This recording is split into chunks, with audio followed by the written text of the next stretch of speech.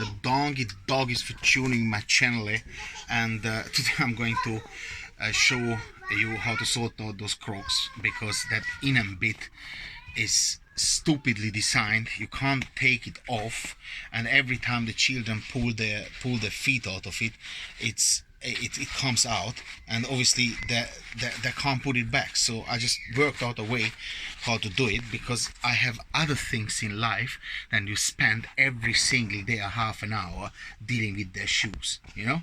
So put that in, and I don't know how I call it in and bit, you know, that furry whatever it is. Put that in, take a nail, put your finger in here like inside, make sure you don't punch it with the nail, and then push that nail through. Yeah, make the hole a little bit bigger. There's a hole anyway already in the plastic or whatever that material is. Yeah, put it through. Yeah, make it big, and take a cable tie, push it through the in bit, and it's a bit of a fiddly thing. It should come out, and it will, because I did a shoe already. It's just somewhat fiddly.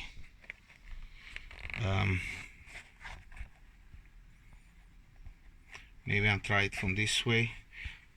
Let me make the hole a little bit bigger. I don't understand if people... I don't understand if you design something shitty, yeah, with the same energy, you should be able to design something decent.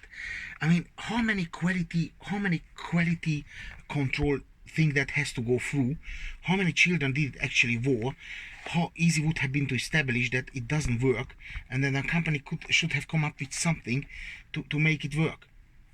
As I said, it is a bit... Oh, here we go.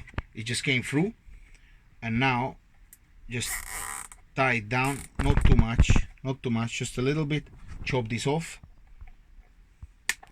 and hasta la vista. It's not gonna come out anymore.